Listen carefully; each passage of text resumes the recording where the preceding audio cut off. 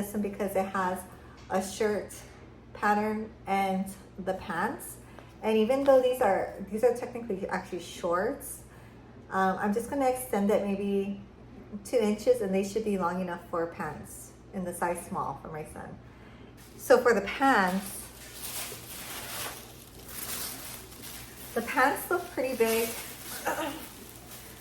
I've been making pants for myself. Like, I found a nice pants pattern that I love from Pattern Emporium for myself, and I was gonna just make him the same pants because we're about the same size now.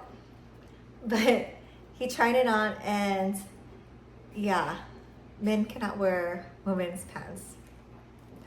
So I'm gonna have to use this unisex / men's pants pattern that has a bigger crotch curve or whatever it is, and kind of alter it.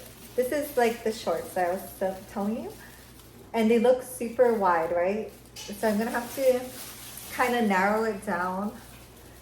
I've never done this, by the way, so if I do this wrong, I'm sorry, but I'm probably just going to take my own ruler and then narrow the pants down a little bit. And I'm going to trace all these patterns out on some white paper. I just had this, it's like from my kid's easel from a long time ago when they used to, you know, color and paint. So I have this like big roll of white paper. You can also use wrapping paper, the ones that are not two-sided, of course, or you just, you know, it's just a busier pattern. But I'm just gonna trace it so I don't ruin these patterns in case I want to use it again, and so I can do all the modifications for his vest and the pants on here. Okay, so I have my pants cut out, and I have 2 pieces of another pattern on top of the pants. And the reason being is I made these Pattern Emporium cocoa wide leg pants for myself, and these are really good, by the way. I love these. I had him try it on, and he said it fits like up here, but then he wanted the legs more narrow. So since he's not here, this is like the best I can do to like kind of like get an idea about how much more narrow he wants it. I'm gonna give myself like a little bit of seam allowance or I'm gonna sew it a little bit wider than what I would usually think of a taper, just because he can try it on and I can easily just like serge this side and make it more narrow if he wants it more narrow before I hem the bottom. Yeah, better to err on the wider side than have it be too narrow, and then, you know, you can't bend down in it and stuff. So I'm going to measure. Also, I think I could probably have made this a little bit longer, maybe an inch longer. When I cut it out, I'll just make it a little bit longer. So I'm just going to measure 1 inch from each side. And I am not a seamstress. I'm just like a home sewist. So, you know, take what I do with a grain of salt. So I am going to look for the hip placement. Like normally I would measure myself, but since this is for someone else, I'm guessing the hip bone part of him will be just, you know, like right across the crotch line, right there. And we just don't want to taper up here because it's going to make the waistband more narrow. And like I said, this one is like a grown in waistband, so we need that extra bit of material so that when you put in the elastic, it kind of actually shrinks down. And because this is a woven material, you need it to still be able to go over your hips. So I think that measurement was correct for him. So I don't want to mess with the top part, just the leg narrowness.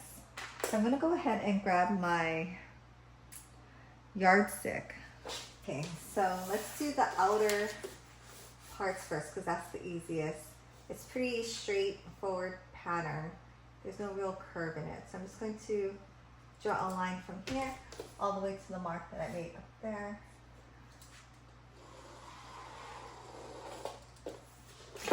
And I can do that for the other side. The inner seam is going to take a little bit more creativity, I guess. I'm going to have to work with the curve. So I don't want to touch the crotch seam because mess up that length, you know, when you sew it together. So I don't want to do that. I'm just going to kind of curve it inwards like that. I'm just going to go ahead and cut it. Okay, so I wish I marked the grain line from the original pattern onto the pants pattern, but I kind of know how it is. So it kind of goes down straight this way, not this way or this way kind of. I am going to cut it off, cut it like 1 inch extra just for a little bit more room to grow, or, you know, some wiggle room on the length. But yeah, I'm just going to go ahead and cut out both the front and back, 2 pieces each mirrored, and come back. So I have all my pants pieces cut out, all my vest pieces cut out. And sometimes when you have linen like this, it's hard to know which side is the wrong side. And you can end up like really messing up. So I would just take a piece of chalk and mark one side, especially if they're both pretty identical. Pants, I'm just going to follow exactly what is in the pattern. And just because you might not be actually using the same pattern as me, so just go ahead and sew your pants according to whatever pattern you're kind of modifying. So I sewed my pants up into the point before hemming and before putting in the elastic. And I had my son try it on, and it was really baggy, like just too baggy. So I did take it in 1 inch, and what I meant by that is this seam right here. I just measured 1 inch in and then sewed down both of the sides. So essentially you're taking off 4 inches of the width around the pants. I'm pretty sure that'll work, but I'm going to have him try it on before I go ahead and serge the ends cleanly, just like this one. For linen, I'm really glad or happy with the fabric choice. This looks very peasant, medieval commoner-ish kind of pants, you know. Linen does typically kind of like stretch when you wear it. So it'll have a little bit of give as he wears it and it gets warmed, you know, by your body heat. Another thing is I'm glad it's very durable and thick. I wouldn't want to make pants with anything that would be kind of see-through, like in the sun. Like if it's so see-through that you can see your hand through. And if you have a hard time finding this kind of fabric, I bought this one at Fabric Mart. And it was $9.99 a yard. If you can't find that, maybe the bed sheet section, like, I don't know, at Ross or Target, I don't know. One of those places might have something similar if you're looking for a linen. From my experience, whenever I go to like Ross or something and I look in the bed sheet area, they do have linen, but it's not 100% cotton. It's usually mixed with some kind of rayon or something, which is fine too. It just might not be as breathable or cooling as 100% cotton. Okay, so I finished the waistband, which all I did was turn under 1/2 inch, iron, and then turn under again 2 inches and then press. And I stitch all the way around, leaving about like a 3 inch opening. So when my son comes home, I can measure how long the elastic should be, because I'm not sure if this falls at his waist or, you know, like high hip or whatever. For the hems, I just did a really small hem because it was borderline short. So I just serged it and then stitched it with a 4mm stitch. So that's ready to go. One thing I want to mention is, just like all kinds of sewing, it's really important to press after you like stitch something. Like say you stitched the side seam, you want to go ahead and press it the way that you want it to lie. I know I hate pressing too, and I hate taking out the big iron, but you know, I think it just looks a lot better if you do that. So I'm gonna have to finish this up later when I get his elastic measurement. Measured his waist, or hadn't tried it on, and then it hit kind of like, I guess, natural waist for him. And I used the tape measure. I measured him and it was 29 inches around. So I guess kind of a rule of thumb is to cut your elastic about 2 inches smaller than that, and then overlap it by 1 inch. And that way you'll have some give. It'll hold the pants up. So I'm going to turn the pants inside out.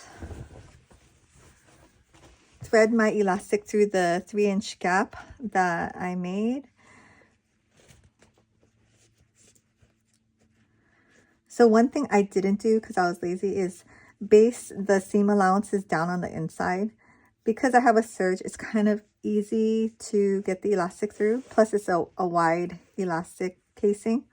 Sometimes when it's really narrow and you have like the seam where it's like ironed like this and you fold it this way, it is super hard even with the, what is this thing called?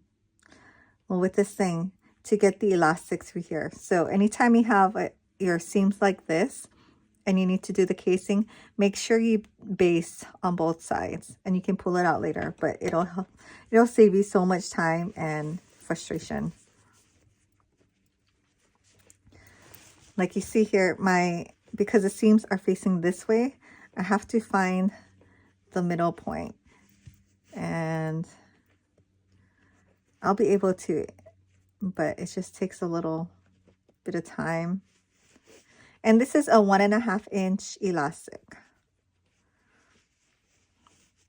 You could also do a drawstring too. I was actually thinking about doing it. That's why I marked it here. You can just put 2 buttonholes, maybe the size of like 1/2 inch, depends on like what kind of cord you're going to make or a string you're going to use. That's a good option, especially if you want it to be more adjustable. But yeah, I decided against it because it was just for looks really, and his shirt and vest are going to cover that detail anyway. So no sense I go and make all the buttonholes for nothing. Just want to make sure your elastic isn't twisting. It's kind of easy for it to twist in the middle. This is so good if you do a lot of casings, scrunchies, whatever. I love this one. I'll link it down below. It's by a brand named Clover. Okay, so I'm just gonna stitch this together. Okay, so I made my box. It's nice and flat, and now we're just going to stretch